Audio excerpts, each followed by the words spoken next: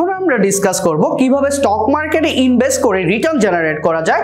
এই ভিডিওর প্রথম অংশে আমরা ডিসকাস করেছিলাম স্টক মার্কেটের রেগুলেটরকে, স্টক মার্কেটের ইন্টারমিডিয়ারিজ কারা এবং স্টক মার্কেটে কিভাবে বিও অ্যাকাউন্ট খুলে ট্রেড করা যায় অনলাইনে এবং অফলাইনে।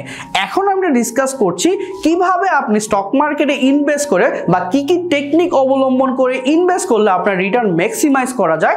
স্টক মার্কেটের সর্বজন গৃহীত তিনটি ইনভেস্টমেন্ট টেকনিক রয়েছে। এর মধ্যে নাম্বার 1 হচ্ছে ফান্ডামেন্টাল অ্যানালাইসিস, নাম্বার 2 হচ্ছে টেকনিক্যাল অ্যানালাইসিস, নাম্বার 3 হচ্ছে সেন্টিমেন্টাল অ্যানালাইসিস বা বিহেভিয়ারাল অ্যানালাইসিস। নাম্বার 1-এ আমরা যে বিষয়টা ডিসকাস করব সেটা হচ্ছে ফান্ডামেন্টাল অ্যানালাইসিস। যখন আপনি ফান্ডামেন্টাল অ্যানালাইসিস করবেন তখন আপনার ফান্ডামেন্টাল অ্যানালাইসিসের মেইন বেসিস থাকবে একটা শেয়ার কি ওভার ভ্যালুড, আন্ডার ভ্যালুড অথবা ফেয়ারলি ভ্যালুড, এই জিনিসটা খুঁজে বের করা। একটি শেয়ার কি ফেয়ারলি ভ্যালুড, ওভার ভ্যালুড আর আন্ডার ভ্যালুড, এই জিনিসটা আমরা কিভাবে বুঝতে পারবো এটা বোঝার জন্য আমরা কিছু ম্যাট্রিক্স ইউজ করি। এই ম্যাট্রিক্সগুলো আপনাকে বুঝতে হবে।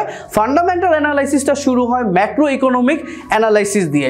ম্যাক্রো ইকোনমিক অ্যানালাইসিসকে আমরা নর্মালি টপ ডাউন অ্যানালাইসিসে করে থাকি। টপ ডাউন অ্যানালাইসিসটা হচ্ছে এইরকম যে আপনি সারা বিশ্বের অবস্থা কীরকম, সারা ওয়ার্ল্ডের ইকোনমি কোন দিকে যাচ্ছে, সারা গ্লোবালের পলিটিক্যাল সিনারিও কোথায় যাচ্ছে, ওই অ্যালাইন করে বাংলাদেশের পলিটিক্যাল সিনারিও এবং বাংলাদেশের ইকোনমিক সিনারিও কোথায় যাচ্ছে এই জিনিসগুলো দেখতে হবে এবং এর ইম্প্যাক্ট কোন সেক্টরে কেমন এবং কোন কোম্পানিতে এর ইম্প্যাক্টটা কেমন, এই জিনিসগুলো আমাদের বুঝতে হয় যখন আমরা টপ ডাউন অ্যানালাইসিস করি। এছাড়া আমরা আরেকটা অ্যানালাইসিস করি, সেটা হলো বটম আপ অ্যানালাইসিস। সেটা হয় কোম্পানি স্পেসিফিক।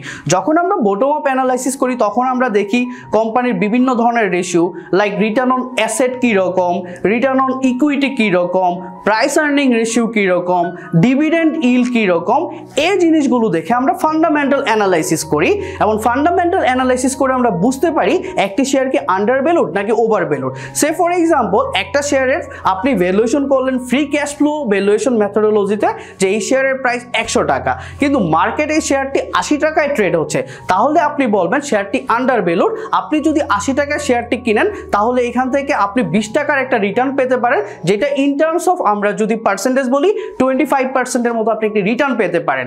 এইভাবে আমরা ফান্ডামেন্টাল অ্যানালাইসিস করতে পারি। ফান্ডামেন্টাল অ্যানালাইসিস করতে হলে আপনাকে অনেক কিছুর দিকে খেয়াল রাখতে হবে। একটি কোম্পানির ফাইন্যান্সিয়াল স্টেটমেন্ট দেখতে হবে, তার রেভিনিউ কোথায় থেকে আসে এটা আপনার বুঝতে হবে, তার আর্নিংস কোথায় থেকে জেনারেট হয়, পাওয়ারের কস্ট বাড়লে তার ফাইন্যান্সিয়াল ইম্প্যাক্ট কি হয়, এগুলো আপনাকে বুঝতে হবে এবং কোম্পানির পুরোপুরি বিজনেস মডেলটাই আপনাকে বুঝতে হবে। কিভাবে একটা কোম্পানির বিজনেস মডেল বোঝা যায়, কিভাবে ফ্রি ক্যাশ ফ্লো ভ্যালুয়েশন করা যায়, কিভাবে রিলেটিভ ভ্যালুয়েশন করা যায়, এই জিনিসগুলো জানতে হলে চোখ রাখুন সিয়াসের পেজে। এখন আমরা ডিসকাস করব কিভাবে টেকনিক্যাল অ্যানালাইসিস করে আপনি শেয়ার ক্রয় করতে পারেন। টেকনিক্যাল অ্যানালাইসিস একটি মূল মন্ত্রের উপর বিশ্বাস করে যে হিস্ট্রি রিপিট ইটসেলফ। প্রত্যেকবারই হিস্ট্রি কি হয়, রিপিট হয়, হিস্ট্রি বারবার ফিরে আসে।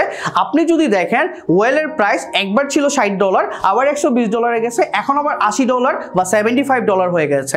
তেমনিভাবে পৃথিবীতে প্রত্যেকটি কমোডিটি এবং প্রত্যেকটি শেয়ার একটি সাইকেল মেনটেন করে এবং প্রত্যেকটি মার্কেট একটি সাইকেল মেনটেন করে। সো আপনার টেকনিক্যাল অ্যানালাইসিস বলবে কোন পয়েন্টে আপনাকে এন্ট্রি নিতে হবে এবং কোন পয়েন্টে এক্সিট নিতে হবে। টেকনিক্যাল অ্যানালাইসিস আমাদেরকে হেল্প করে কখন আমরা স্টপ লস নিব, যে কখন আমরা একটা শেয়ার 100 টাকায় কিনে যদি 80 টাকায় আসা পরে আপনি কি স্টপ লস নেবেন নাকি 90 টাকায় আসলে আপনি স্টপ লস নেবেন, এইটা আপনি টেকনিক্যাল অ্যানালাইসিসের থ্রুতে বুঝতে পারবেন। টেকনিক্যাল অ্যানালাইসিসের অনেকগুলো ইন্ডিকেটর আছে, যেমন ক্যান্ডেলস্টিক চার্ট আপনি ইউজ করতে পারেন, বার চার্ট আপনাকে ইউজ করতে হবে, মুভিং অ্যাভারেজ আপনাকে ইউজ করতে হবে, ম্যাকডি আপনাকে ইউজ করতে হবে, আরএসআই আপনি ইউজ করতে পারেন, ইচিমুকি ক্লাউড আপনি ইউজ করেন, ফিবোনাচি রিট্রেসমেন্ট আপনি ইউজ করতে পারেন, এলিয়ট ওয়েভ নামে আরো অনেক ধরনের ইন্ডিকেটর। এই ইন্ডিকেটরগুলো আপনাকে বলে দিবে কোন সময় শেয়ারে এন্ট্রি নিতে হবে, কোন সময় শেয়ারে এক্সিট নিতে হবে।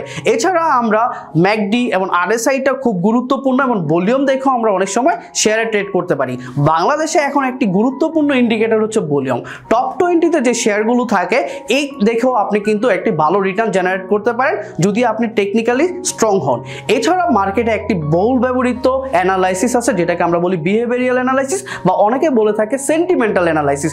যখন এই তিনটা অ্যানালাইসিসের একটি কম্বিনেশন আপনার পোর্টফোলিওতে আসবে, আপনার পোর্টফোলিও কিন্তু একটা বেটার রিটার্ন দিবে। এই তিনটি অ্যানালাইসিস কিভাবে করতে হয় এবং কিভাবে এই তিনটি অ্যানালাইসিস সার্থকভাবে করে আপনি শেয়ার ক্রয় করতে পারেন জানতে হলে চোখ রাখুন সিয়াসের পেজে।